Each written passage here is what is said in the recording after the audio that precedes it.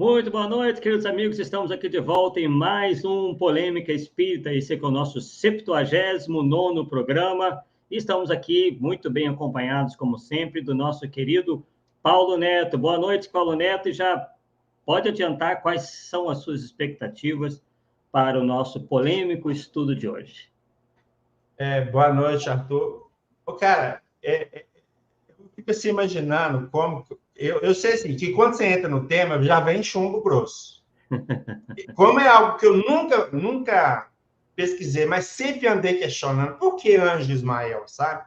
Então, a minha expectativa é, sim, a melhor possível. Eu tenho certeza que, né, pelo que a gente conhece da sua forma de trabalhar, vem chumbo grosso mesmo, com certeza. Mas vamos aproveitar aí e dar um alô aí para uma noite para a Alice Araújo, que é de Teresina, do Piauí, a Fernanda Linhares de Floripa, que mais? A Sheila lá de Poços de Caldas, o Egel da Silveira de Teutônia, Rio Grande do Sul, Marco Milani. Marco Milani, Isso prazerão, cara. aí. Você está aqui prestigiando o nosso programa. Então é isso aí. Então, boa noite a todos. Vamos aí, então, retornar a palavra para Arthur, para ele começar a atirar para tudo quanto é lado, né, Arthur? E você, né? Vamos fazer aqui uma coisa bem dinâmica, né? Pode me interromper quando você quiser. Tá tudo certo. Quanto mais, né, interação nós tivermos, melhor, porque efetivamente é uma polêmica antiga no nosso movimento espírita. Não fui eu que a criei, não fui eu que a levantei, né? E é uma coisa bastante histórica, né? Que, como vocês vão ver, claro que eu não vou contar a história toda do movimento espírita, obviamente que fizemos aí um grande resumo para que vocês possam entender o encadeamento dos fatos, para então darem a resposta de vocês. Ismael, anjo ou impostor? Bem, para quem não conhece esse Ismael, nós obviamente explicaremos ao longo aí da nossa jornada de hoje. E isso, pessoal, remonta uma fase onde o Espiritismo chega ao Brasil, né, através do Teles de Menezes. O Teles de Menezes, que foi aí fundou, né, o primeiro centro espírita do Brasil. E o Teles de Menezes, ele estava sempre da Europa, né? Ele inclusive, foi um dos responsáveis por trazer as obras de Kardec para o Brasil, né? Parece que eu estou meio que congelando, né? Está dando mais... Agora Não, parece que voltou, né? para mim tá normal. Está normal? Então tá bom. Então, o Teles de Menezes tem essa participação, né? Muito grande. E por que nós o citamos, além de ele ter fundado o primeiro Centro Espírita do Brasil e tudo mais? Porque ele também foi responsável por trazer as obras, os 4 evangelhos de Jean-Baptiste Rustem. Ele tinha uma espécie de representação, digamos assim, né, comercial, em que ele trazia os livros de lá.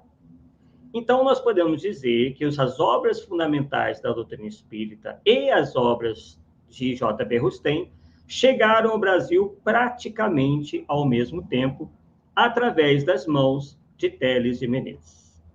Isso vai nos ajudar bastante aí. Bem, e aí temos no dia 2 de agosto de 1873 a fundação da Sociedade de Estudos Espiríticos Grupo Confúcio, que estava sob a direção do Antônio da Silva Neto e do Francisco Leite de Bittencourt Sampaio, mais conhecido como Bittencourt Sampaio, né? Esse grupo aí que fundou essa sociedade em 2 de agosto de 1873. E foi lá, pessoal, que o espírito Ismael deu a sua primeira comunicação, atentem bem, proclamando-se diretor espiritual do Brasil. Então, né, vemos aí que ele não foi um espírito indicado ou que se fez reconhecer como um espírito de alta elevação. Ele mesmo se autoproclamou, né, diretor espiritual do Brasil. E a gente pode dizer que esse grupo Confúcio, né, é o embrião da autoproclamada, também autoproclamada, Casa Mater, ou Casa Mãe dos Espíritas no Brasil, a Federação Espírita Brasileira, né, que também se autoproclamou essa Casa Mater, né, colocando-se, de certa forma, acima de todas as outras instituições espíritas. Então, vamos lá, vamos seguindo com os nossos slides. Sim, Paulo, Arthur, só para deixar claro o seguinte, que, vamos dizer assim, essa função de diretor de um planeta existe.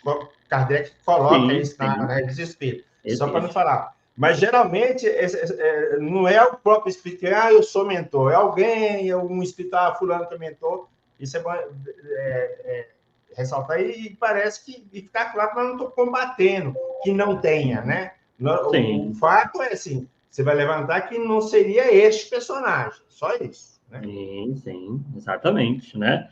Pela codificação espírita, nós sabemos que há espíritos responsáveis por países, por cidades, enfim, né? Kardec realmente nos fala disso, assim como os espíritos superiores. Ali do lado do retrato, né, do Francisco Leite de Pittencourt Sampaio, temos ali, né, o livro A Gênese, que foi publicado por uma instituição que veio depois do Grupo Confúcio, que foi a Sociedade Acadêmica Deus, Cristo e Caridade. Isso aconteceu, né, porque o Grupo Confúcio acabou tendo algumas desavenças lá, e sob a determinação do Ismael, o Grupo Confúcio, né, acaba se transformando na Sociedade de Estudos Espíritas, a Sociedade Acadêmica Deus, Cristo e Caridade.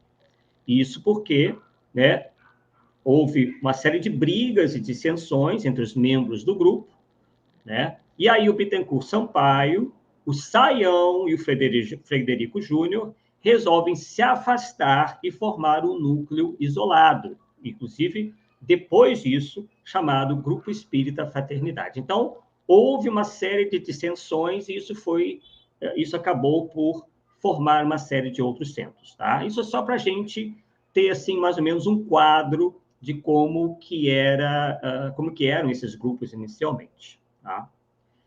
E aí, Paulo e queridos amigos, esse espírito Ismael os acompanha, né, principalmente a esses três que eu acabei de citar, Bittencourt Sampaio, Saião e Frederico Júnior. E aí, Paulo, os instrui todo o tempo incentivando o estudo de quê? O que Não será que brinca, o não brinca, não Ismael, brinca que é. né? Aí ele aí, ó. Essa é uma representação que tem na internet, não sei de onde que tiraram esse quadro, mas essa seria uma representação aí que anda correndo na internet do anjo, entre aspas, Ismael. Tá ali, ó, o Saião à direita e o Frederico Júnior, que eu acabei de citar, à esquerda, né? Vamos lá, só para vocês. E o que acontece? O Ismael os acompanha e os instrui todo o tempo, incentivando o estudo de os 4 evangelhos de J.B. Rustem. O que fez com que esses grupos dessem prioridade ao que eles chamavam, Paulo, de aspecto religioso da doutrina, que a gente hoje compreende que nada mais era que incorporar ao espiritismo os conceitos neodocetistas. Por que neodocetistas? Por que novos docetistas?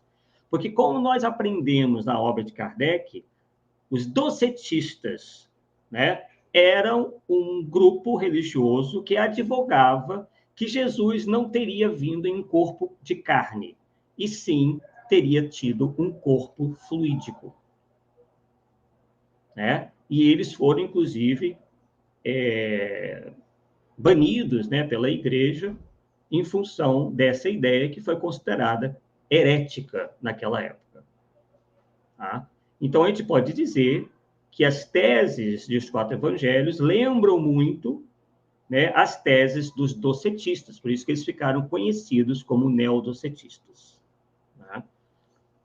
E isso foi confirmado, como está aí no slide, espero que vocês estejam podendo ver direitinho, pelo próprio Luciano dos Anjos, que era, né, ele já está desencarnado, né, que foi um dos maiores defensores da obra de J.B. Rustem no movimento espírita. Né? Ele diz o seguinte, lá no livro O Atalho, sim, Paulo?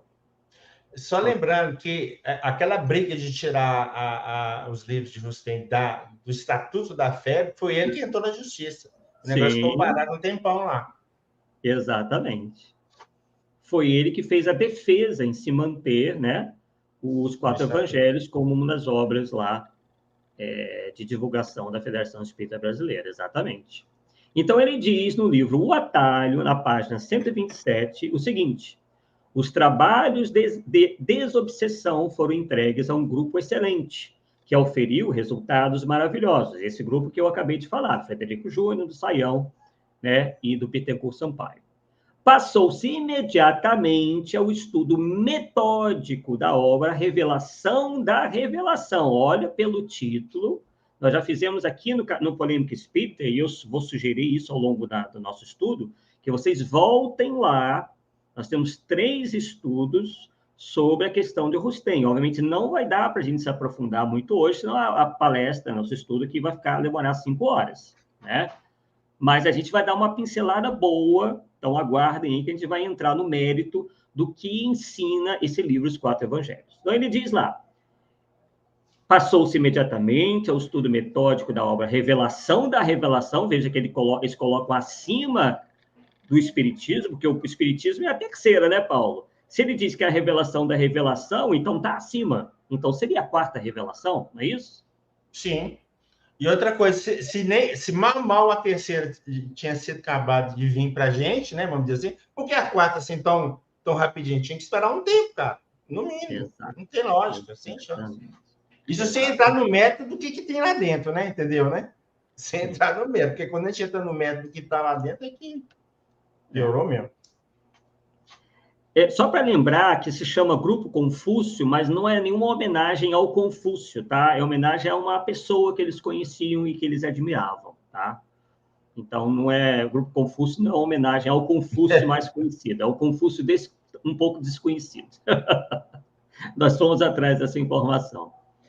Então, passou-se imediatamente ao estudo metódico da obra Revelação da Revelação, de Jean-Baptiste Rustem, em cumprimento ao desejo de Ismael. Eu não estou falando nada. Estou apenas dizendo que um próprio rustanista confirma. E é verdade. Ele não está inventando nada. Inclusive, Luciano dos Anjos, a gente pode, digamos assim, falar qualquer coisa sobre ele, menos que ele fosse um mentiroso. Era um homem de bem, inclusive eu o conheci pessoalmente, tivemos um encontro rápido num shopping, conversamos rapidamente.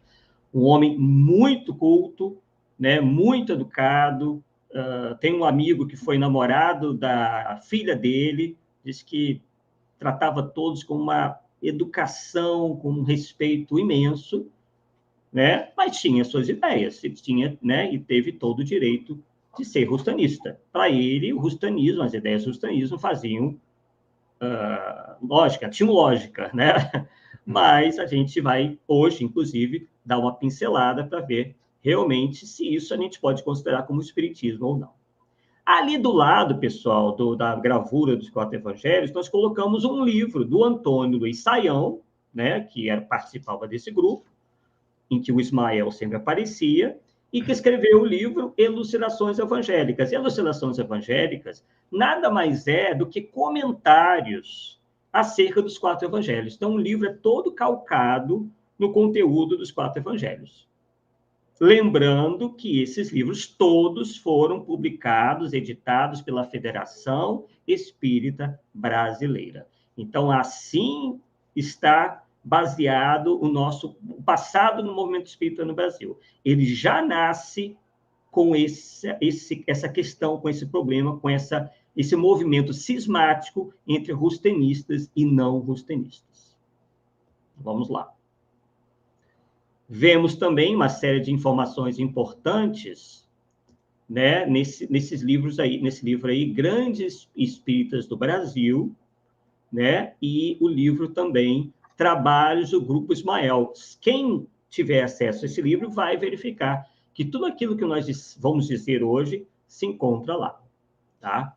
Então, o Espírito Ismael, pessoal, interferia na escolha, inclusive, dos dirigentes do Grupo Confúcio e dessas outras instituições espíritas que nós dissemos, né, que vieram depois de alguns rachas entre eles, tá? Eu acredito até que o motivo dessas dissensões fosse justamente a questão do rustanismo, né? Que, desde que surgiu, separou os espíritas entre, como dissemos, os que aceitavam o Rustem e os que não aceitavam.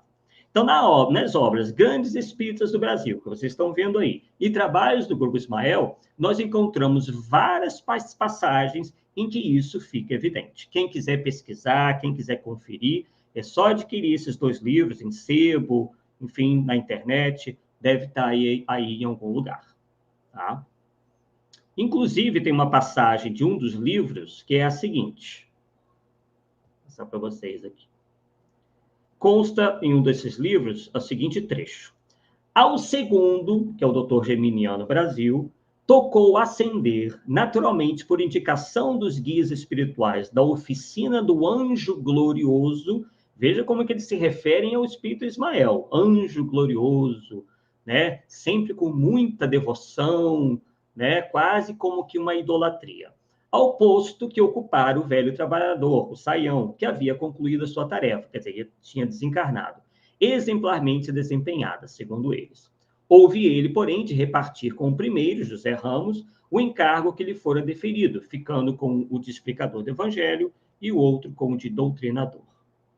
Então, o Ismael passou décadas ditando a conduta e o direcionamento dos trabalhos desses núcleos que, no futuro, né, teriam alguns de seus membros como fundadores da Federação Espírita Brasileira.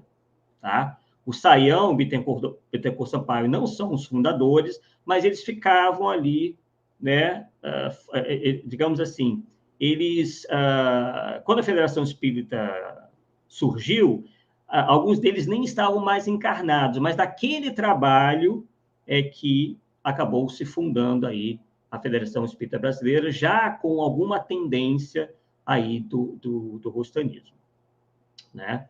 Então, a gente pode dizer que o Saião, o Bittencourt Sampaio, são esses expoentes do rustanismo, né, que, inclusive, tiveram uma grande participação nesse encadeamento que acabou fazendo com que houvesse a inauguração, né, a abertura da Federação Espírita Brasileira. Tá? Então, vamos lá, vamos seguir aqui. Temos aí esses 2 livros, né, também todos editados pela Federação Espírita Brasileira, né, que são Jesus perante a Cristandade e do Calvário ao Apocalipse. Né? Esse último, né, é o complemento para a obra Os 4 Evangelhos de J.B. Rustem. E aí, pessoal, o que a gente verifica disso daí? Que quando se fala em Os 4 Evangelhos, se tem que falar também de todas essas obras. Foram editadas muitas obras, estou citando apenas as principais, com inspiração, que foram escritas com inspiração, né, ou por inspiração, nas obras de J.B. Rustem, em todas essas ideias. Tá? Então, muita gente acha que o problema todo está nos 4 evangelhos. Não, há uma série de outros livros que a Federação Espírita Brasileira editou, comercializou, que, né, chancelavam essas ideias de J.B. Rustem. E isso foi acontecendo ao longo dos anos, ao ponto de, por exemplo, né, passado alguns anos, o Ismael voltou, inclusive, a influenciar os rumos do movimento, quando presta uma ajuda ao então secretário da FESP, Edgar Armon. Então, por exemplo, consta de um documento, vou mostrar aqui o documento para vocês. Vou mostrar o autor do documento, que é esse que vocês estão vendo aí, que é o Valentim Lorenzetti. Nesse documento do Valentim Lorenzetti, consta o seguinte: propuseram que a designação dos candidatos, isso dos candidatos, né, a dirigente, né, fosse feita pelos espíritos em cada grupo ou sociedade espírita. Então, eles partiram da ideia de que os espíritos é que tinham que designar aí os presidentes de centro, etc. Além de esse modo de proceder não prevenir todos os inconvenientes, não, isso aqui que eu estou mencionando é a ideia de Kardec, tá? Mas deixa eu explicar para vocês aqui um pouquinho do que aconteceu, mas eu já adiantei. Então, consta do Simpósio Nacional do Pensamento Espírita, do Valentim Lorenzetti, o seguinte, depois eu vou mostrar para vocês a opinião de Allan Kardec em relação a isso. Vou até voltar um pouquinho aqui. Pronto. Diz lá, em 1941, Edgar Armond recebe espontaneamente mensagem de Ismael, convocando-o a trabalhar pela difusão do espiritismo em seu aspecto religioso. Pessoal, novamente, quando se fala aspecto religioso, se fala aí na divulgação das obras de J.B. Rustem, tá?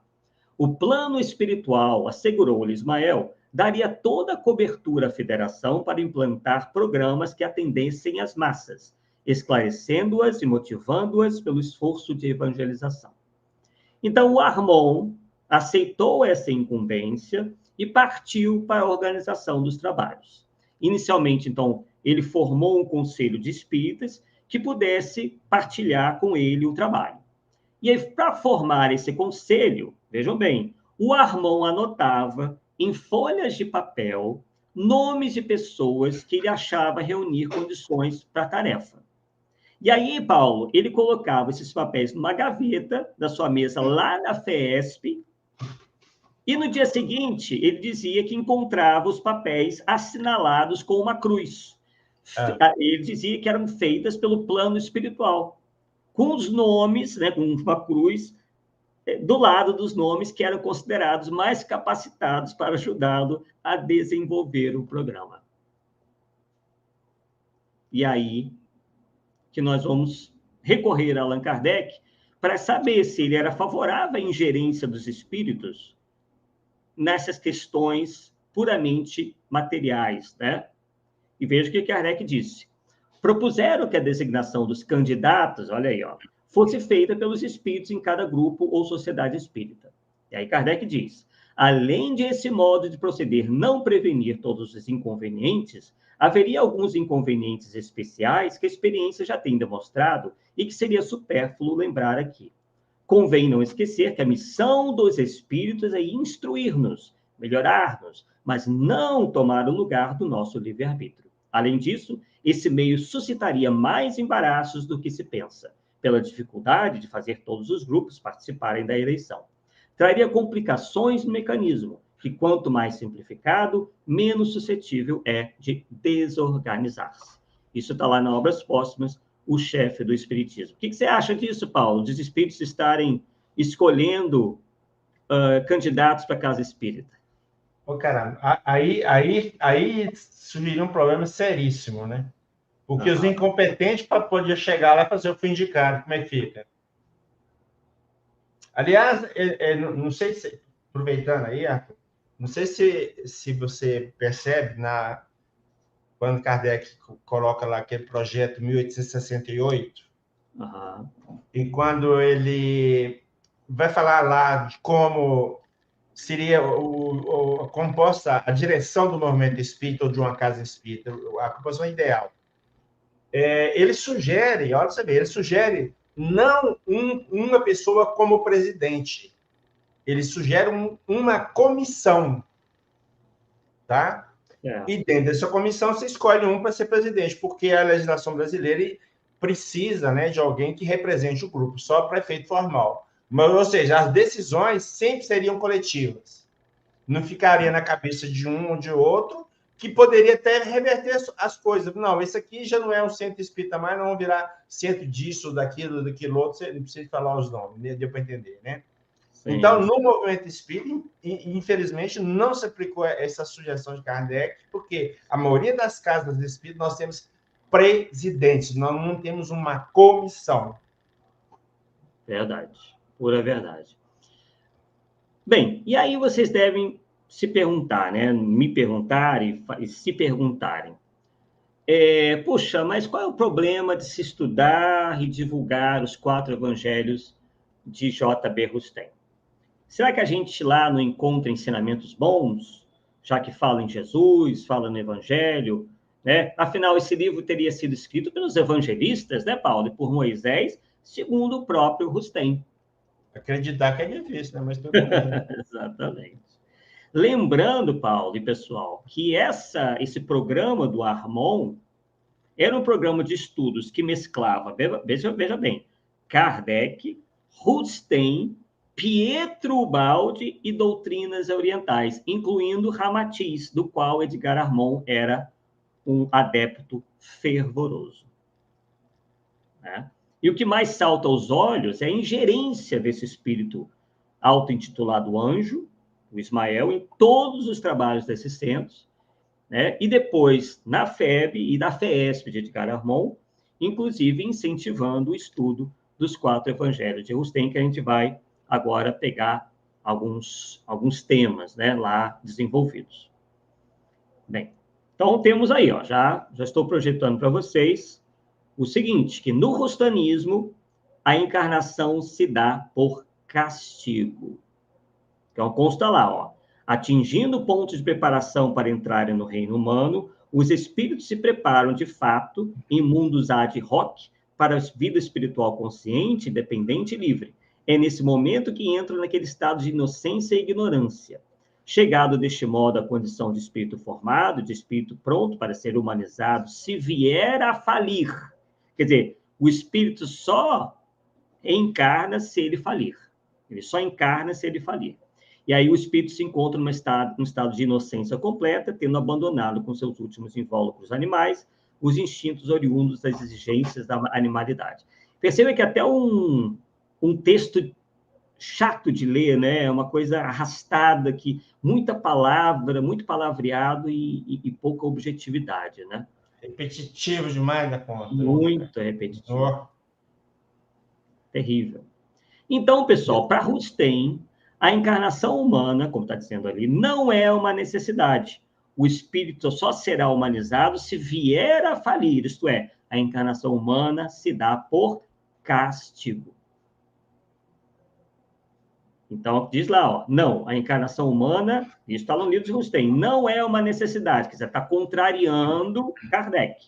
É um castigo, já o dissemos, e o castigo não pode preceder a culpa. E ainda diz lá, o espírito não é humanizado, também já o explicamos, antes que a primeira falta o tenha sujeitado à encarnação humana. Só então ele é preparado, como igualmente já o mostramos, para sofrer as consequências. Estamos mostrando isso, Paulo, para que não diga que a gente está inventando, que a gente está distorcendo, que nós interpretamos mal, né? Que a gente sabe que há muitas paixões envolvidas nesse debate todo. Você vai citar meu e-book, não? Pode citar, pode... É porque o Cláudio está perguntando, eu não sei se ele está perguntando a respeito da análise da obra de Rustem, mas a gente tem no site os 4 evangelhos, obra publicada por Rustem. Seria a revelação da revelação? Está lá nos e-books, tudo que o Arthur falou está aqui, mais alguma coisa, um trabalho. Já fizemos até palestra aqui, uma live aqui a respeito desse tema, tá, Cláudio? Pode procurar na playlist lá também. Temos 3 polêmicas espíritas falando sobre o Rustem. A respeito disso, Outra questão, pessoal, aí vocês vão, através daquilo que o Ismael defende, vocês vão responder essa pergunta. É anjo ou é impostor? Porque se Ismael defendeu desde o início, quando se apresentou as obras de Rustem, então ele está validando essas ideias. E aí vocês vão, né, tirar as conclusões de vocês. Então, o segundo tema é: espíritos falidos encarnariam como lesmas. É isso mesmo, pessoal, que vocês estão, quem não sabe, né? É isso mesmo que vocês estão vendo. Então, tá lá, ó, queda pelo ateísmo, levando à encarnação primitiva. Aí diz lá no volume 1, na página 311. Até o ateísmo, por mais impossível que pareça, até o ateísmo não raro se manifesta naqueles pobres cegos colocados no centro mesmo da luz. E nunca como aí o ateísmo nasce tão diretamente do orgulho. Não vendo aquele de quem tudo emana, negam-lhe a existência, quer dizer, está criticando aí os ateus, né? E se consideram a base e a cúpula do edifício. Nesse caso, sobretudo nesse caso, mais severo é o castigo. Quer dizer, você ser ateu, se você for ateu, você vai receber um castigo. É um dos casos de primitiva encarnação humana. Primitiva encarnação humana. Preciso se torna que os culpados sintam no seu interesse o peso da mão, cuja existência não quiseram reconhecer. Então, esses ateus, pessoal, sofrem, como estou dizendo ali, o castigo da primitiva encarnação humana, transformando-se em lesmas, a que Rustem dá o nome de criptógamos carnudos. E abre aspas ali para o texto, né, dos 4 evangelhos. São corpos rudimentares. O homem aporta essas terras no estado de esboço, como tudo que se forma nas terras primitivas. O macho e a fêmea não são nem desenvolvidos, nem fortes, nem inteligentes. Olha aí, ó, em que se transformam, segundo J.B. Rustem e seus espíritos, os ateus. E ele diz lá, o espírito vai habitar corpos formados de substâncias contidas nas matérias constitutivas do planeta. Esses corpos são aparelhados como os vossos, porém os elementos que os compõem se acham dispostos por maneira que o espírito os possa usar e aperfeiçoar. Não poderíamos compará-los melhor do que a criptógamos carnudos. Lembrando que é um termo cientificamente errôneo, né? Porque criptógamo pertence ao mundo vegetal, né? Não tem nada a ver com o animal, com o reino animal. Então, esses espíritos aí que ditaram essa ideia, né, pouco sabiam de botânica ou de zoologia, né, para fazer essa misturada danada entre reino vegetal e reino animal. E aí, Paulo, o que você acha aí então de encarnarmos o corpo de lesma? Então, o Rustem defendia a mentepsicose, não é isso? Sim, com certeza. E aí eu acho que a sua colocação é cirúrgica. Se o espírito de Ismael está apoiando essas ideias, sinto muito, meu amigo, não é espírito superior, é de jeito nenhum. Tá? De jeito nenhum. É um espírito, um pseudo-salvo, enganador, impostor mesmo, quando você está colocando de forma bem clara. Agora, eu estou achando interessante que todos esses livros que você está citando, eu já tinha, cara. Eu comprei esse livro todo lá atrás, eu li esse livro todo, meu Deus do céu. Caraca. Você vê que mal que faz, né, cara? Porque lá atrás eu não tinha o conhecimento que eu tinha hoje. Sim. Principalmente da obra de Rustem. Né? Então, você lia, eu disse, não, que legal, cara.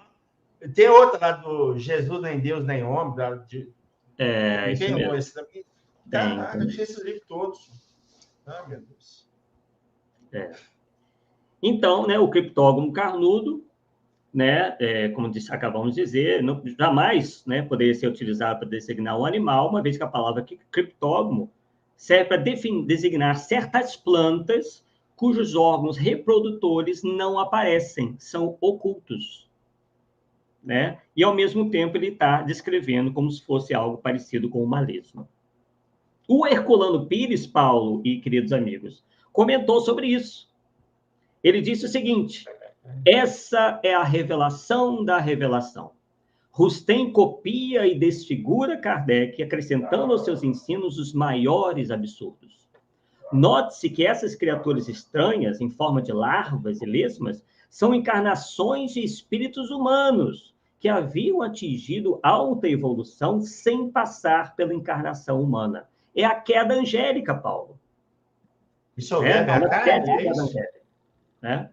O verbo é a carne de Herculano? Por que Herculano falou qual a obra dele? Isso, em verbo e a carne. Que ele diz isso. Né? E aí ele diz, depois de desenvolverem a razão em alto grau e de haverem colaborado com Deus nos processos da criação, chegando mesmo a orientar criaturas humanas, voltam à condição de criptógamos carnudos. Então, em resumo, a tese rustenista conflita, Paulo, com o princípio basilar da doutrina espírita, que é o da não retrogradação do espírito, e defende, então, a mentempsicose. E isso é claro na codificação, né? Uma coisa que Kardec bateu de frente mesmo, sem chance nenhuma, né? O nosso progresso, como diz, é para frente, nunca, você não progride para trás, né? Para trás você já passou e progresso é para frente, não tem como retornar uma situação lá atrás, mas de jeito nenhum, cara. É a mesma coisa você estar aí com doutorado e querer matricular no Jardim da Infância, cara. Não tem jeito, hein? Realmente. Bem, e aí, é, em resumo, né, essa tese do Russenista conflita, né, com o princípio da não retrogradação, e é claro, né, Paulo, que o grupo que estudava Rustem foi alvo, né, naturalmente, de toda sorte de crítica face a esses absurdos detectados por outros espíritas que estudavam, né, e viam que aquilo nada tinha a ver com o espiritismo. Mas aí o que aconteceu? O Ismael e os seus simpatizantes reagiram e se disseram, claro, né, sempre essa postura, se disseram incompreendidos, perseguidos pelos espíritos das trevas.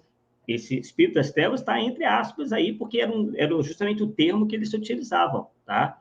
Para dizer, para se referir a todos aqueles que não acreditavam e se opunham a essas ideias dos 4 evangelhos. Tá? Então, eles chegavam, inclusive, a se proclamar representantes do Cristo na Terra. Então, eles chegavam a declarar o seguinte, está lá nesse livro que eu mostrei para vocês, Trabalhos do Grupo Ismael. Consta lá o seguinte, eles atacando o grupo que não concordava com isso que eu acabei de mostrar. São as escutas da treva. Por trás delas comandam os maiorais. A cada um que aqui aporta corresponde um novo acesso de fúria daqueles que vêm inutilizados os seus propósitos pelos soldados do Cristo de Deus sob o comando de Ismael. E ainda consta o seguinte, peçamos ao divino pastor que defenda a casa de Ismael, que ele coloque às portas as sentinelas do seu amor, a fim de que a treva não assalte de surpresa, derrubando os pobres calcetas que na carne procuram servi-lo. Então, a gente pode perceber, né, que os rustenistas passam a fazer esse papel de vítimas, se vitimizam, enquanto posicionam seus adversários ideológicos como agentes das trevas e obsidiados. Né? Essa história a gente vê que continua até hoje, né, Paula? É muito fácil você simplesmente deixar o debate de lado e passar a utilizar um argumento ad hominem. Não, você está errado porque você está obsidiado. Né? Ataca a pessoa, não o pensamento, né? Isso aí. Isso aí. Né? Então, lembrando que o J.B. Rustem foi contemporâneo de Kardec, ele residia na cidade de Bordeaux, ou Bordeaux, em francês, né? Ele militou, inclusive, nós já falamos sobre isso aqui no programa, no movimento espírita que estava nascendo naquela cidade, né? Não nasceu em Bordeaux, mas quando o J.B. Rustem começou, o movimento espírita estava dando seus primeiros passos naquela cidade. E Kardec, inclusive, chegou a visitar Bordeaux e foi recebido festivamente por todos. O Rustem não compareceu para receber Kardec. Por quê? Porque estava irritado com a indiferença com que Kardec se reportou ao livro Os 4 Evangelhos. Né? E aí, Paulo, que todos aí devem conhecer, a maioria deve conhecer, que durante a permanência do Kardec junto aos espíritas lá de Bordeaux, os espíritas bordelenses, que o Erasto fez uma advertência, como antes jamais tinha feito e jamais haveria de fazer depois. Coincidentemente, Paulo, na mesma cidade em que surgiu os 4 evangelhos. Uhum. Né? Então, ele diz lá, a mensagem é um pouco longa, eu vou ler só um trechinho, mas quem quiser, né, pode procurar, que é a Epístola de Erasto aos Espíritas Bordelenses, tá? Então, vou ler só um trechinho. Vossos excelentes guias já vos disseram, tereis de lutar não só contra os orgulhosos, os egoístas, os materialistas e todos esses infortunados que estão imbuídos do espírito do século. Mas ainda, e sobretudo, contra a turba de espíritos enganadores, que virão logo vos atacar, uns com dissertações previamente combinadas, onde, à custa de algumas piedosas tiradas, quer dizer, aquelas palavras bonitas, né, aquela coisa toda, insinuarão a heresia ou algum princípio dissolvente. Quais são os princípios dissolventes? Alguns deles. Corpo fluídico de Jesus, ataque ao princípio da não retrogradação do espírito, etc, etc. Né? Os outros, continua Erasto, com comunicações abertamente hostis aos ensinamentos dados pelos verdadeiros missionários do Espírito da Verdade. Ah, crede-me, não temais nunca, então, em desmascarar os patifes, que novos tartufos se introduzirão entre vós sobre a máscara da religião. Vocês lembram que eu acabei de falar sobre a questão da apoio a uma preponderância da vertente religiosa da doutrina? Pois é, Erasto cantou a bola, né? E aí Erasto continua: sede igualmente sem piedade para com os lobos devoradores que se escondem sob peles de ovelhas. Né? Então, essa mensagem do Erasto merece realmente toda a atenção. Né? Que a gente vê, né, a firmeza em que o Erasto sugere que se tenha para lidar com essa classe de espíritos enganadores. Né? Então, um alerta aí muito forte do Erasto. Né? Bem, aí, como eu já estou mostrando aí para vocês, tem um livro que foi editado também pela Federação Espírita Brasileira, que é esse daí, ó, que se intitula A Vida de Jesus, do Antônio Lima. Tá? Nesse livro, A Vida de Jesus, o Antônio Lima, enquanto rustenista, claro, né, defende, né, as teses rustenistas do início ao fim. Tá? E outra coisa, Paulo, muito interessante nesse livro é a seguinte: quem que você acha que prefaciou esse livro Vida de Jesus, do Antônio Lima? Eu acredito até que você saiba, mas... Eu vou até chutar, mas acho que foi Bezerra de Menezes. Ou não? Não. Não. O que poucos sabem, Paulo, ou às vezes sabem, mas Fala que é Ismael, não. é que Emanuel prefaciou esse livro tá. chamado Vida de Jesus, escrito pelo rustenista professo Antônio Lima. Nesse prefácio, o Emanuel faz rasgados elogios ao autor. Isso fala da sua sapiência, da sua capacidade, e ainda confirma a sua opinião de que Jesus não viveu as amarguras e inquietações das existências. O Emanuel diz que as teses inseridas nesse livro, do Antônio Lima, são as mais elevadas possíveis. Pessoal, é só adquirir o livro, encontrar na internet, que o prefácio está lá. Né? E essas teses, por exemplo, além de defender, né, o Rustem do início ao fim, né, o Antônio Lima ataca e deprecia, por exemplo, alguns expoentes do orientalismo, como Krishna, Buda, Zoroastro, né, e com a ideia apenas de exaltar Jesus como o único espírito superior. Tá? Então, por exemplo, nós encontramos no livro o seguinte, o Antônio Lima falando: quem não vê nesta salgalhada, os Vedas, uma torpe imitação da Gênesis bíblica, deturpada e envelhecida com disparates? Só que você sabe bem, Paulo, os amigos sabem bem, que os Vedas não poderiam imitar a Gênese bíblica, porque os Vedas são muito mais antigos que a Bíblia. Né? Aí ele diz também que o brahmanismo ainda ocupa a atenção de milhares de criaturas que se dão a ingrata preocupação de lhe revolver as cinzas mortas e de onde se evola um cheiro acre de cadáver putrefato. Quer dizer, um desrespeito, né, a essas outras religiões. E aí diz lá o Antônio Lima, que tantos elogios recebeu do Emanuel: Não menos pretensioso é o nosso senhor, o Buda, como lhe chamam os seus turiferários, que o veneram acima de todas as coisas, não dando confiança aos raptos da oração, nem a outro qualquer autor dos mundos. Para eles, Deus é figura somenos. Enfim, ele faz uma série de ataques a outras religiões, enfim. E aí ele diz ainda que Krishna imitou Jesus, quer dizer, mais uma vez, né, desconhecendo aí que Krishna é muito anterior a Jesus, porque Krishna, segundo a tradição, né, teria nascido de uma virgem chamada Devaki, sem o Espírito Santo. Inclusive, os tenistas acreditam na virgindade de Maria, né, Paulo? Pois Inclusive, aí é difícil, né, meu amigo? Aí é difícil, muito difícil. É muito complicado, né? Então, né, o Antônio Lima aí, através recebeu do Emmanuel esse prefácio, e foi psicografado pelo Chico Xavier, né?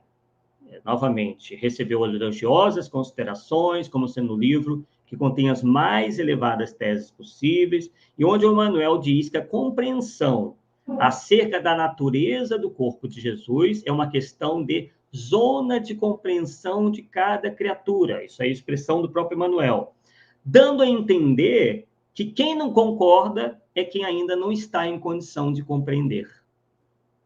Então, o livro todo, praticamente, é voltado para a defesa de Jesus como o único que conduz a Deus, sendo que os outros reveladores são inferiores e até falsários, né? Mas a questão central do livro é sair em defesa das ideias sustenistas. Inclusive, um dos capítulos que se chama Supremacia de Jesus, e um outro que se intitula Natureza de Jesus, o Antônio Lima corrobora a hipótese bíblica de que Jesus nascera de uma virgem que não havia conhecido varão. Você já fez longos estudos sobre isso, né, Paulo? Não tem nem jeito, cara.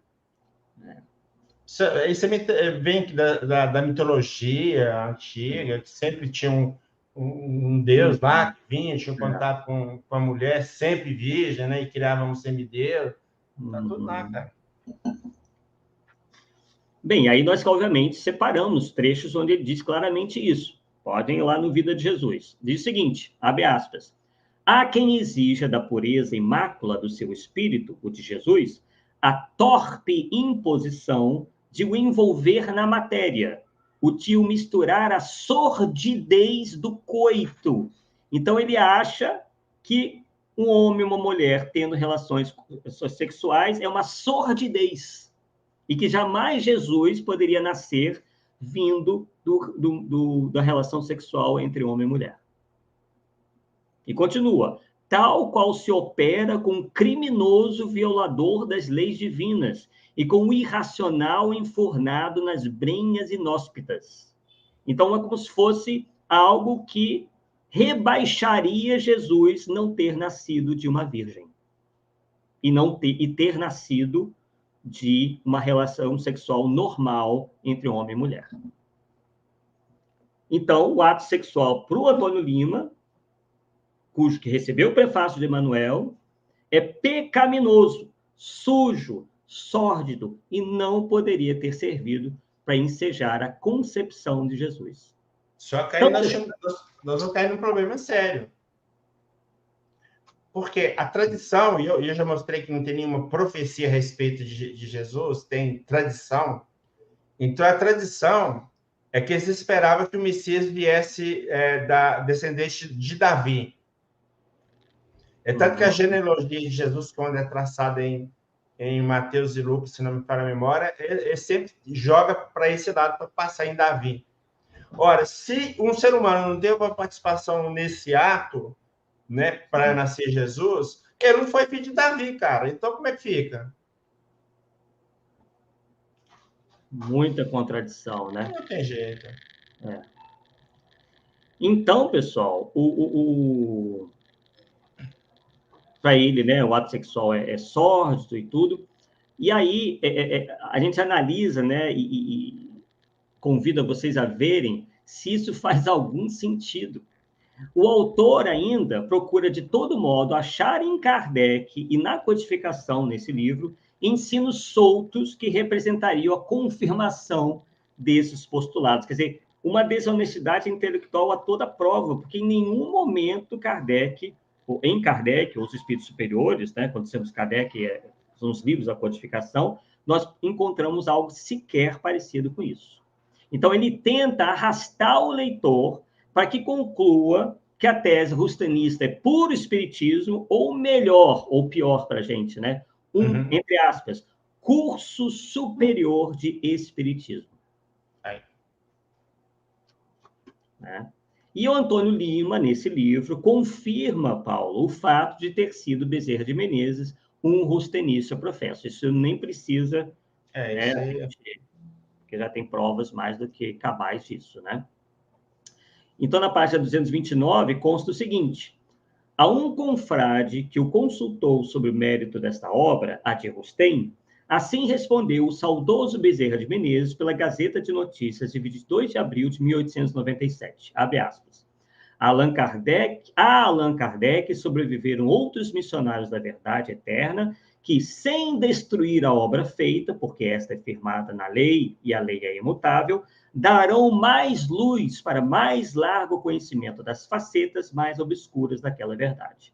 Eis aí que apareceu Rustem, isso Bezerra falando, o mais moderno missionário da lei, que em muitos pontos vai além de Allan Kardec, porque é inspirado como este, mas teve por missão dizer o que este não podia em razão do atraso da humanidade. Como, Paulo, que ele poderia ter ido além em razão do atraso da humanidade se ele foi contemporâneo de Allan Kardec, Paulo? Me responde isso daí.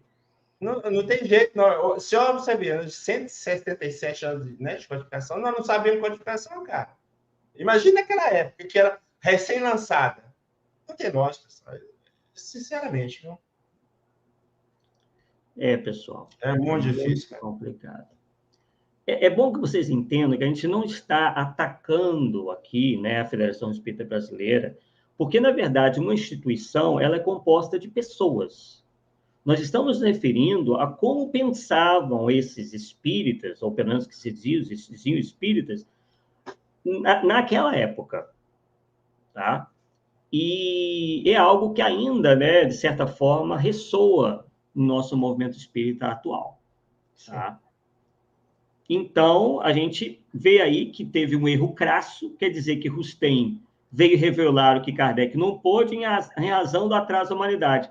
Mas como? Se Kardec e Rustem né, foram contemporâneos e os livros vieram na mesma época.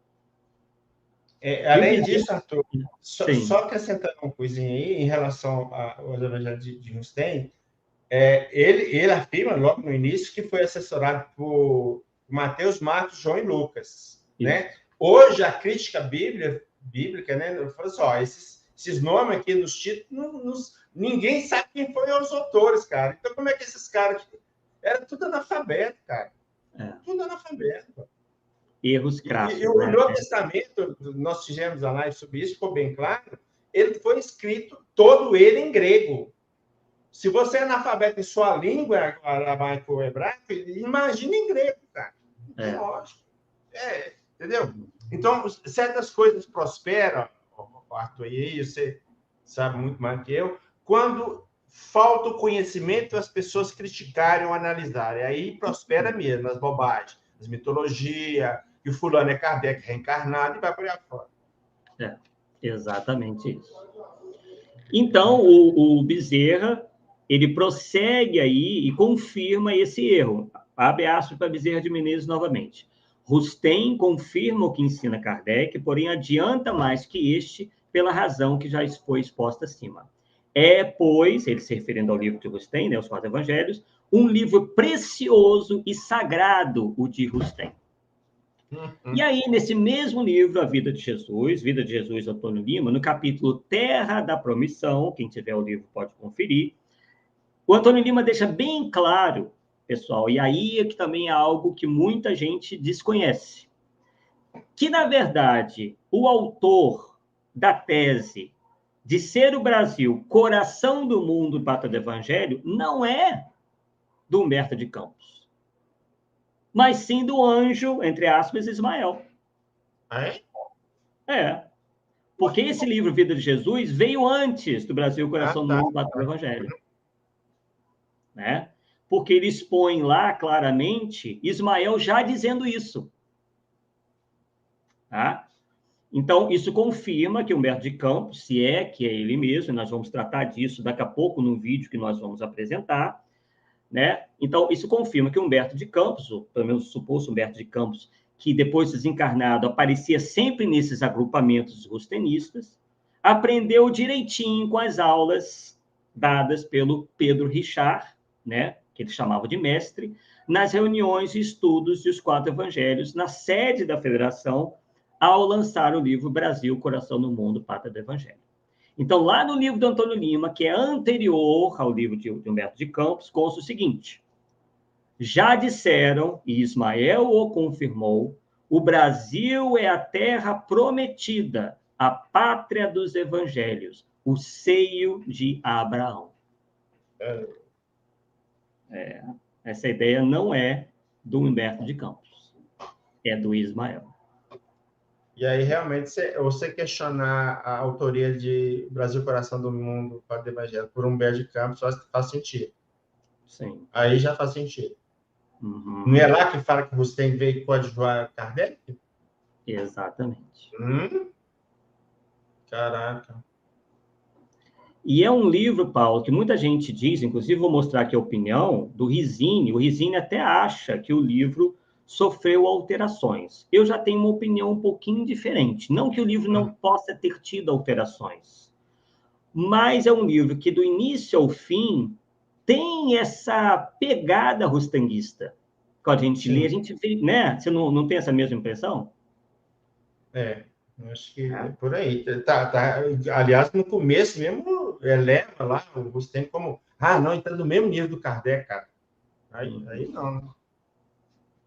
Pois é. Sem chance. Então, esse aí é a parte, né, que nós já lemos do livro do Antônio Lima, né?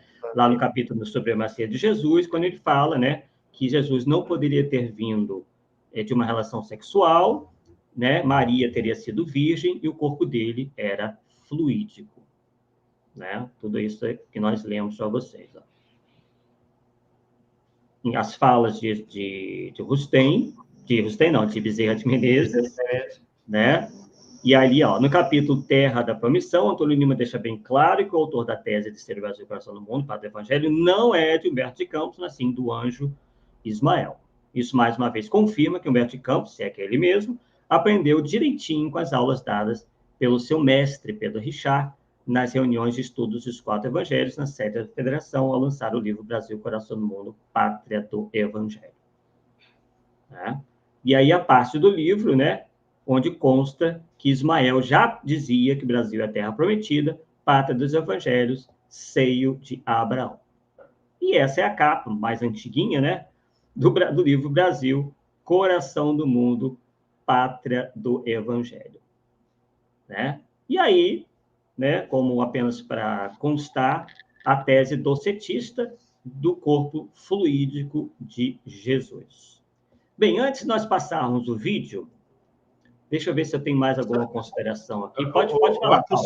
É o seguinte, essa tese, ela defende que Jesus só teve corpo fluídico, não teve corpo carnal. É isso que nós estamos sabendo diferenciar. E Kardec deixou bem claro. Kardec deixou bem claro. Jesus, quando vive, tinha os 2 corpos. O corpo material, o corpo físico, igual a todo ser encarnado, e o perispírito, como todo mundo. Quando ele morre pela crucificação, então aí, a partir daí, ele vai só apresentar-se com o corpo fluídico. Tudo bem, e é o que acontece com todo mundo, não tem nada diferente. Isso aí.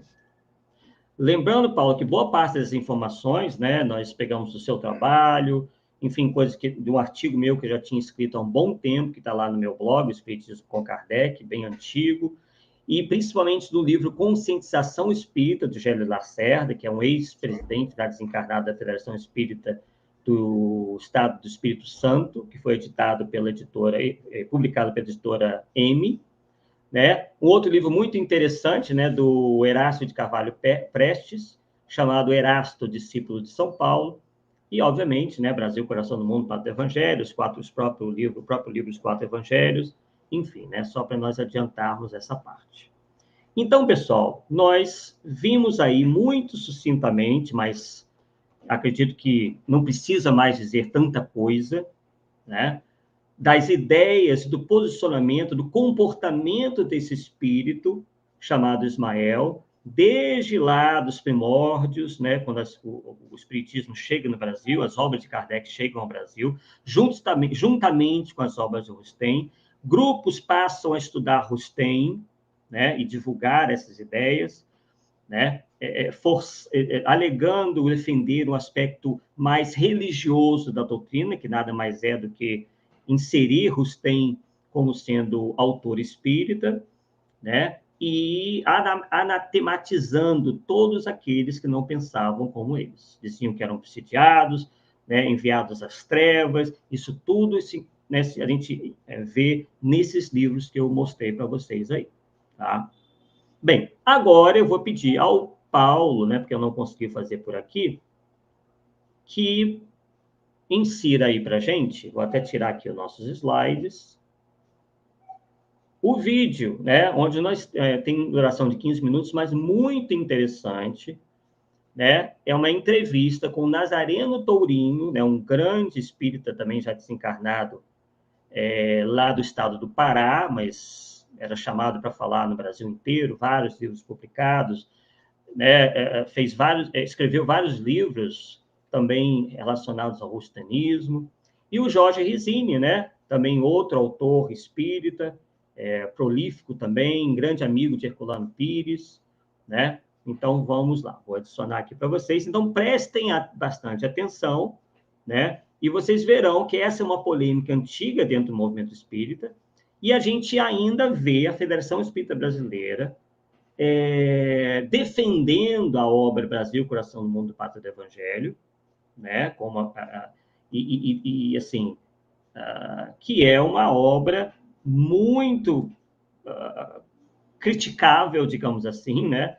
Muito cheia de problemas, que não passa só pela menção de Rustem como coadjutor de Kardec, mas também defende lá ideias como que Ismael, né, confirmando, digamos assim, essa posição desse espírito Ismael como diretor espiritual do Brasil, puxando a sardinha, digamos assim, para a Federação Espírita Brasileira como casa máter, colocando-a acima de todas as outras instituições, né, como se fosse assim, uma espécie, né, um pouco exagero, mas uma espécie de Vaticano do Espiritismo, onde deveriam se centralizar todas as decisões, enfim, né? E, obviamente, essa ideia que vocês vão ver aí, que, pelo menos no nosso entendimento, é errônea, de classificar o Brasil como uma terra especial, a terra prometida, a terra de Abraão, como o Ismael dizia.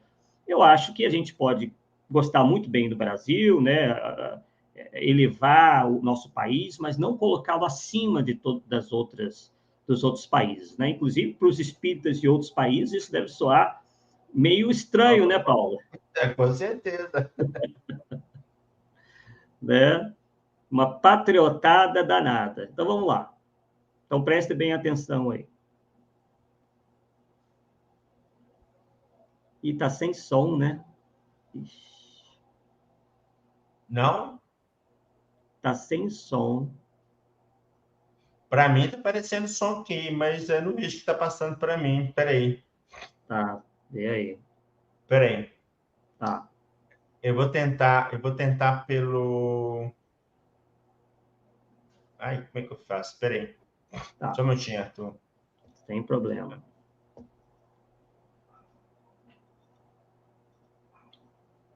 Então, Cadê? Tem que tirar o cedo aqui. anotamos aí que tá sem som. Uhum. Não, peraí. Eu tenho que sair tirar a aba lá do vídeo. Sim, tranquilo. Aí eu vou tentar passar direto do YouTube. Vamos ver se tá certo aí. Vê lá. Vamos lá. Acho que agora vai dar certo. Deu? Continua sem som. Então é problema de StreamYard, não tem jeito. É Não tem jeito. estranho, né? É uma pena, realmente. Bem, a não ser que eu... Peraí, só um pouquinho. Tá, Vou parar aqui, peraí. tá. Peraí, só um pouquinho. Deixa eu fechar isso aqui. Deixa eu tentar de outra forma. Peraí, só um pouquinho. Apresentar arquivo de vídeo. Quem sabe dá certo. StreamYard está muito com problema. Eu acho que agora vai dar. Agora vai dar. Vamos lá. 500 anos de Brasil estão na pauta. Beleza. Há uma obra muito difundida, psicografada por Francisco Cândido Xavier e assinada pelo espírito Irmão X, que é Brasil, Coração do Mundo, Pátria do Evangelho. Esse livro tem propiciado todo um campo para o ufanismo, especialmente no movimento espírita. E nós sabemos que no nosso passado, que se iniciou exatamente com a chegada dos primeiros brancos, que eram degredados, eram os maus elementos de Portugal que foram expulsos e deslocados para o Brasil, despejados no Brasil, e que a partir daí se relacionaram com os índios que aqui estavam, na verdade, os verdadeiros proprietários desta terra, e posteriormente, com a chegada do negro que foi trazido como escravo, tudo isso contribuiu para compor um cenário com personagens verdadeiramente dramáticas, cujas consequências temos nos dias de hoje e colheremos no futuro. Como vocês analisam essa questão toda? É um tema altamente polêmico, hein? Do ponto de vista assim, antropológico, nosso povo resultou de um caldeamento étnico. E daí as suas características assim, muito especiais, psicológicas, que talvez até o incline, sabe, para uma missão altamente humanitária num determinado momento histórico da civilização.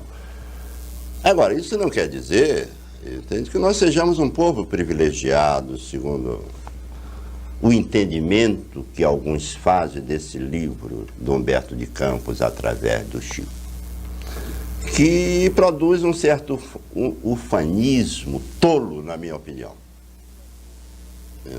Eu não gosto desse livro. Eu não gosto. É um problema de gosto pessoal.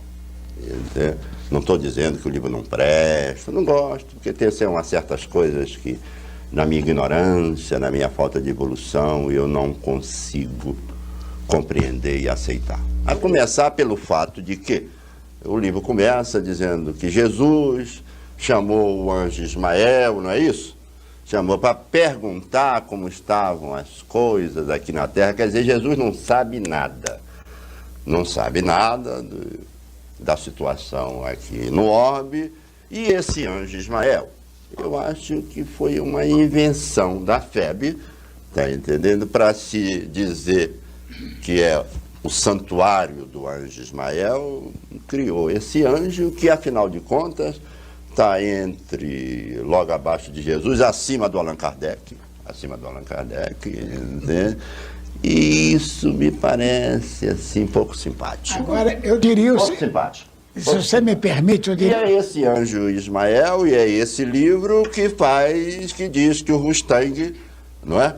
Que o Rustang veio para organizar o trabalho da fé. E, na minha opinião, o Rustang foi um sujeito perturbado, que já conheceu o espiritismo numa situação muito difícil, por causa de uma enfermidade, que depois traiu o Kardec miseravelmente. O que o Rustang fez com Kardec, entende? Foi uma coisa de um cinismo, assim, colossal. Primeiro chaleirava o Kardec, chamando de um amado mestre, escrevia para o Kardec, depois surpreendeu o Kardec com a obra dele, ele preparou com uma única média, escondido. Lançou o livro e mandou para o Kardec. É bom. Eu queria dizer o seguinte, você dirige sessão mediúnica lá em Belém do Pará. Então você sabe muito bem, as pessoas que estão nos vendo e ouvindo, sabem também que espírito que se apresenta dizendo-se anjo, na verdade está pedindo preces. Então, eu sou o anjo Ismael. Meu filho, tu és um mistificador. Quem somos nós para recebermos a presença de arcanjos e etc? Tudo isso é resíduo do catolicismo. Agora, falando propriamente da obra de Humberto de Campos, eu queria lembrar o seguinte: essa obra, quem fez essa grande denúncia realmente foi muito corajoso. Ele não foi o primeiro, ele foi um dos primeiros. Foi o Júlio Abreu Filho, que, para quem não se recorda, ele foi o tradutor dos 12 volumes da Revista Espírita. Foi o Júlio Abreu Filho. E o Júlio Abreu Filho denunciou que era um homem que tinha uma cultura muito extensa, o Júlio Abreu Filho. E ele, então, fez uma pesquisa e constatou que esta obra de Humberto de Campos sofreu adulterações dentro da FEB. E o Chico Xavier não pôde reagir porque o Chico, todos nós sabemos, o Chico é um homem boníssimo, uma criatura que é incapaz de recriminar quem quer que seja. E ele silenciou simplesmente. Isso é muito. Eu falo na condição. Isso é muito sério. Eu frequentava Chico Xavier, eu vi o Chico Xavier na mesa com 8, 10 pessoas receber espíritos sofredores. E o Chico se contorcendo, tudo, quer dizer, eu tive este convívio, Nazareno também. Então conhecemos o Chico, ele não reagiu, nem podia reagir, porque o presidente, um dos diretores da FEB, que ele fez o prefácio para o Parnaso de Além Túmulo, não é? Usou a psicografia do Chico. Usou. Então, acrescentou coisas, mexeu no texto. Veio a Sueli Caldas, posteriormente, está aí viva até hoje, ainda se encontra lá em Minas Gerais, a Sueli Caldas, Schubert, né? Sueli Caldas, Schubert. Ela, então, publicou um livro através da editora da FEB, citando trechos atribuídos a Chico Xavier, mas não temos o original para você examinar a letra do Chico, a caligrafia do Chico. E ali, então, dá a impressão ao leitor que nada sabe das coisas, de que realmente Humberto de Campos escreveu essas barbaridades que lá estão na obra. Olha, eu convivi com o Chico, Herculano Pires, longamente. Nós fizemos a defesa do Chico Xavier em televisão, em vários canais de televisão e rádio. Quer dizer, nós tivemos esse contato com o Chico. Ele nunca nos disse, nunca fez apologia, um elogio, sequer a obra de Rustang. E nunca disse que realmente consta lá no livro de Humberto de Campos essas barbaridades. Quer dizer, nós estamos diante de um fato que, uma obra apócrifa, não podemos dar uma definição última a respeito da obra, porque ela foi adulterada. Agora, e a FEB não confessa o delito. E como entender o Pacto Áureo no contexto desta obra? Você conhece bem a história? Eu só queria, antes de falar no Pacto Áureo, eu queria dizer que o fato maior, prevalente, é que a doutrina espírita, pela sua natureza substancial, é universalista. Então, estimular patriotismo não me parece que possa ser útil para a espiritualização do homem. Só existe uma raça, a raça humana. Então, no futuro, os homens rasgarão todas as bandeiras, todos os territórios serão livres. E depois a história nos ensina que um determinado povo, entende, quando ele tem uma missão especial, isso só dura um determinado tempo. Houve uma época que o povo grego, entende, a Grécia do século de Péricles, foi o berço da cultura universal, foi de lá que brotou toda a filosofia. Houve um momento que a velha Roma, entende, com as suas asas de águias poderosas, dominou o mundo e contribuiu, não é, para o avanço da civilização. Entendeu? Houve, há 3 séculos atrás, a França, entende? Era o berço do pensamento libertário. Se o Brasil tem uma missão, essa missão não será eterna, é um momento histórico. Não me parece que seja interessante estimular a vaidade dos brasileiros. Inclusive, eu acho isso muito pouco simpático para os nossos irmãos de crença de outras nações. A gente ficar blasonando que o Brasil é o coração do mundo, a pátria do Evangelho, isso não, eu não gosto. É um problema, talvez eu esteja errado, mas eu não gosto desse livro. Verdade, e não me parece que ele seja fundamentalmente espírita. Até porque o autor nunca foi espírita. Viveu entre nós há pouco tempo, nunca, que eu saiba, Humberto de Campos escreveu uma linha em defesa do espiritismo assim. Entende? Diretamente. Eu não conheço. Escritor brilhante, talentoso, entende? Mas que não comungava com os nossos ideais. Então, ele, como espírito, não tem autoridade, não me parece que tenha autoridade moral para uma revelação dessa natureza. Quanto médium, esse é profundamente respeitável, todos nós amamos, e não é responsável pelo livro. O médium é um intermediário, é o veículo. Nós não estamos colocando em dúvida a autenticidade da mediunidade do Chico Xavier. Certo? A importância da sua produção. Nós estamos questionando, entende, a autoridade do espírito para fazer esse tipo de revelação. Nazareno, do Humberto de Campos. A procedência da FEB, procedência terráquea, a FEB, não a procedência espiritual, a dignidade, a intelectualidade fantástica do Humberto de Campos, um grande espírito, a meu ver, um grande espírito. Agora, o que eu discuto é se é autêntico, se aquele texto é autêntico. A FEB tem tudo para nos dar a sensação, a definição de que realmente é uma obra adulterada pela própria FEB. Aí a minha posição é diferente da sua. Eu amo o Chico, eu admiro, eu respeito, mas se o Chico silencia, ele dar uma palavra nesse sentido. Se ele não dá, entende? Aí eu não posso, entende, julgar a FEB nesses termos, entende? Porque a FEB diz, ele confirma, né? Fica calado. Tem um livro da Sueli, entende, dizendo que a FEB jamais adulterou essa coisa. Está lá, está escrito. Então, o Chico está de acordo com isso? Não, ele não está de acordo. Agora, então, por que ele não diz? Porque ele não assume. Porque ele não assume isso. A responsabilidade é dele. Nazareno, ele não vai assumir, você erguendo a voz. Então, nós não temos o direito de culpar a FEB. Não temos o... Não, vamos ser justos. Vamos ser justos.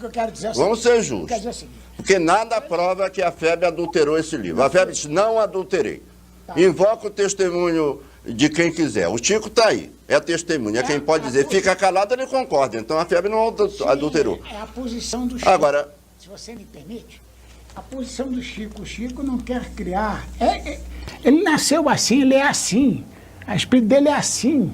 Não podemos. Ele é assim. Então, como é que ele não se define. O amor à verdade é tão importante quanto a verdade do amor. Então ninguém pode fazer história. Filosoficamente, tudo bem. Agora o seguinte, ninguém pode fazer história. Entre quatro paredes, ele fala as coisas. Agora, uma definição pública para evitar o atrito, a divisão do movimento espírita, ele se mantém neutro. Mas ele, entre quatro paredes, diz... Eu acho, é difícil a gente fazer esse julgamento. Agora, a muito obra, difícil. Sinceramente, a obra sofre, estilisticamente, ela sofre. Por quê? Por causa da adulteração feita pelos intelectuais da FEB. Intelectuais. Eu não posso afirmar isso. Você não, mas você não. Eu posso dizer, eu não gosto desse livro. Sim, não gosto. Meu filho, mas você não é a última palavra, escuta. Então, Júlio Abreu Filho denunciou isso. Herculano Pires denunciou isso, todos eles, grandes intelectuais do movimento espírita, denunciaram. São homens que conhecem, não tanto quanto nós, Bom, estilisticamente falando, mas o estilo essa análise foi feita por esses homens que conhecem bem a doutrina e a questão estilística. Houve adulteração naquela obra. Sinceramente, Humberto de Campos... Eu falo sempre em Humberto de Campos foi um escritor fantástico. Aos 34 anos, entrou para a Academia Brasileira de Letras. Mocinho, jovem. E sem a formação universitária, quer dizer, um sujeito de um talento extraordinário. Então, você pega a obra, você vê que houve... Não é a psicografia do Chico, porque o Chico é o maior psicógrafo de todos os tempos. Da história da humanidade, ele é ímpar. Primus inter pares, para os que não conhecem bem o latim, primeiro entre os seus pares. Agora, continue. Eu queria dizer que os ingredientes foram colocados na mesa. O telespectador tem aí bastante material para refletir. E a panela ferveu, né? Eu peço desculpa porque eu me inflamei um pouco.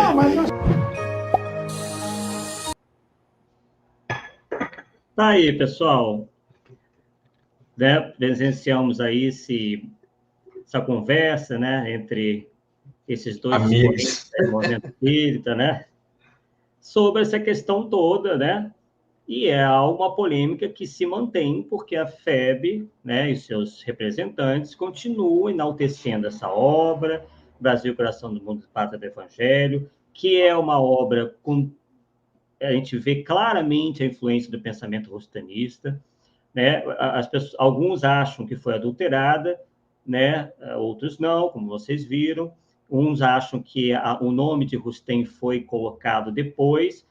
Eu, particularmente, a opinião do Arthur, daqui a pouco vou ver o que o Paulo acha, vejo o seguinte, que eu acho que o nome de Rustem não foi colocado, ele aparece porque faz sentido dentro daquela obra, né?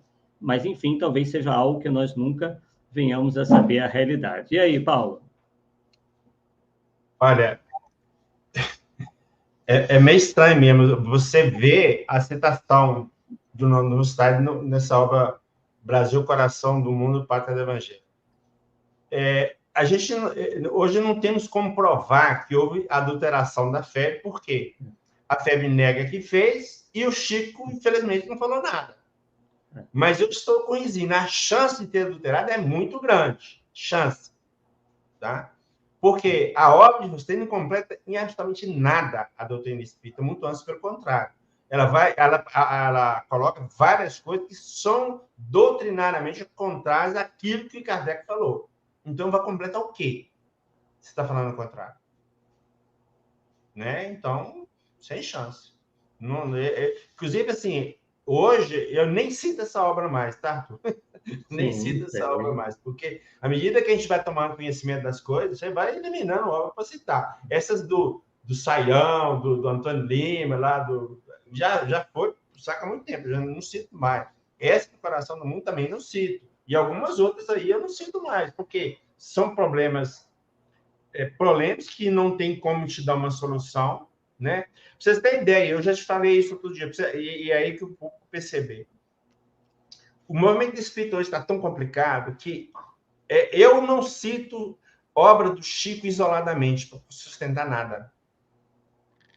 Porque, tipo assim, isso assim, André Luiz fala assim, eu não cito. Agora, num conjunto de outras informações, de outros autores, eu cito. Tá? Porque criou-se uma ojeriza tal a Chico que tudo que vem dele está ruim. E não é assim, né? É o que eu sempre... Aquele ditado que eu falo, né, Arthur? Não se deve jogar a água da bacia fora com a criança dentro, cara. Então, tem coisas que a gente pode questionar? Tem, e eu questiono.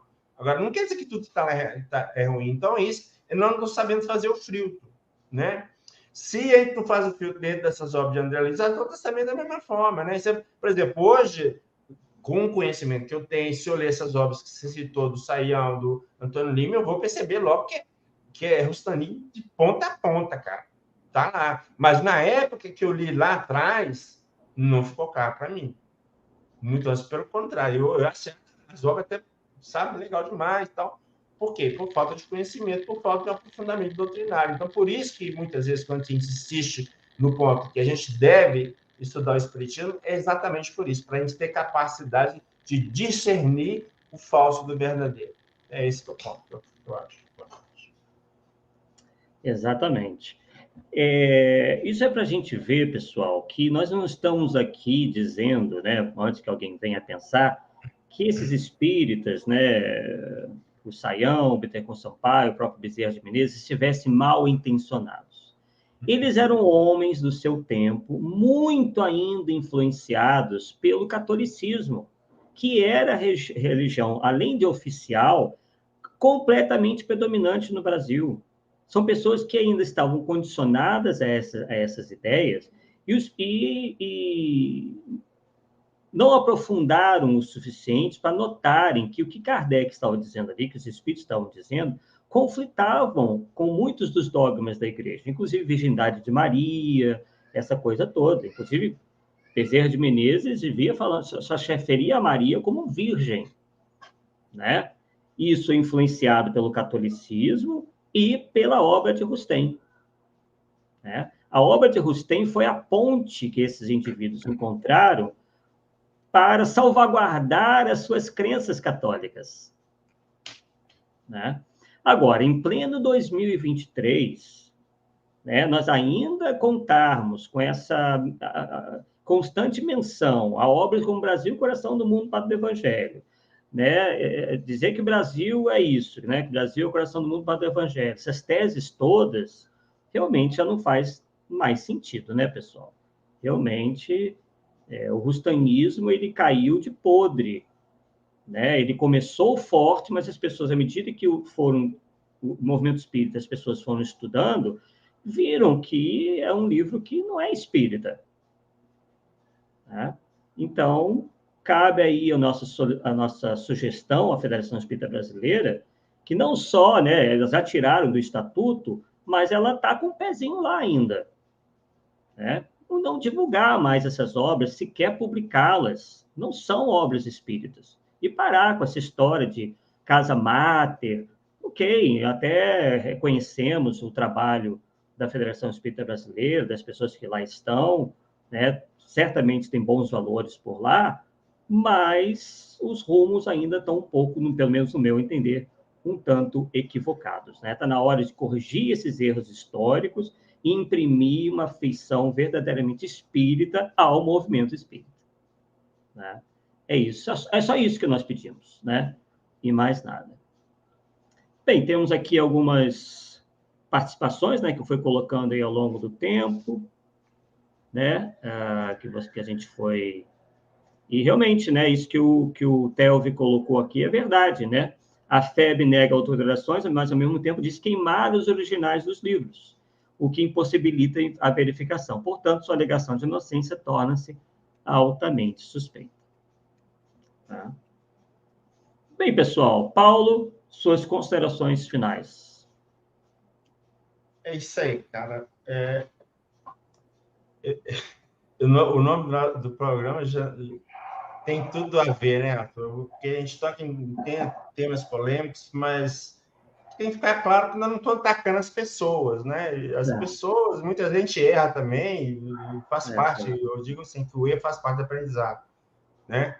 Agora, com o conhecimento que a gente tem hoje, né, de doutrina, né, a sustentar certo tipo de ideia, tipo as ideias que constam nas obras de Rustem, mas é de jeito nenhum, tá? Para mim, eu acho que aí demonstra, ou não conhecer as obras de Rustem, ou não conhecer de Kardec, dos dois, não. Não tem como conhecer os dois e, ao mesmo tempo, aprovar as duas, né? Então, fica aí a dica para o pessoal, né? Estudar um pouquinho mais para fazer a comparação, né? Nós já fizemos, né?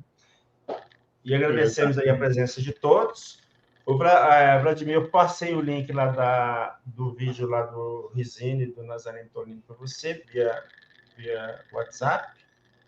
Tá? É isso aí. É isso aí, né?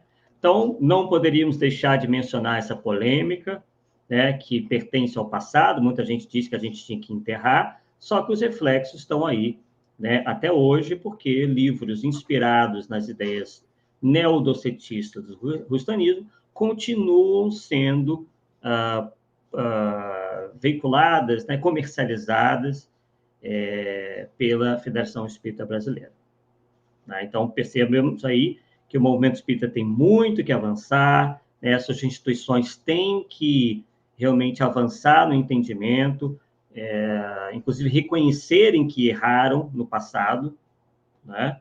E dar uma feição mais kardeciana ao movimento espírita. É isso que nós estamos precisando e é um movimento crescente, né? Nós cada vez mais vemos divulgadores com essa preocupação, né? De defender as obras de Allan Kardec, divulgá-las, né? E realmente analisarmos melhor essas outras obras que, por vezes, são publicadas sem nenhum critério, né? E confrontando com princípios elementares do Espiritismo. Vocês viram aí encarnação de indivíduos em corpos de lesma, né?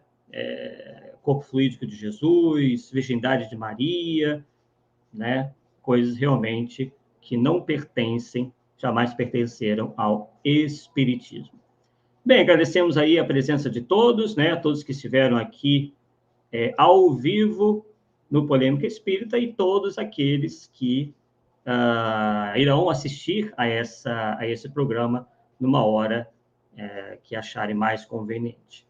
Quarta-feira que vem estaremos aqui de volta, né, Paulo? Nesse mesmo horário, das 8h, com mais um Polêmica Espírita. Um forte abraço, bom finalzinho de feriado, né? Hoje, 15 de novembro de 2023. Aproveitem aí e tenham aí um bom resto de semana. Até a próxima quarta-feira, pessoal. Tchau, tchau.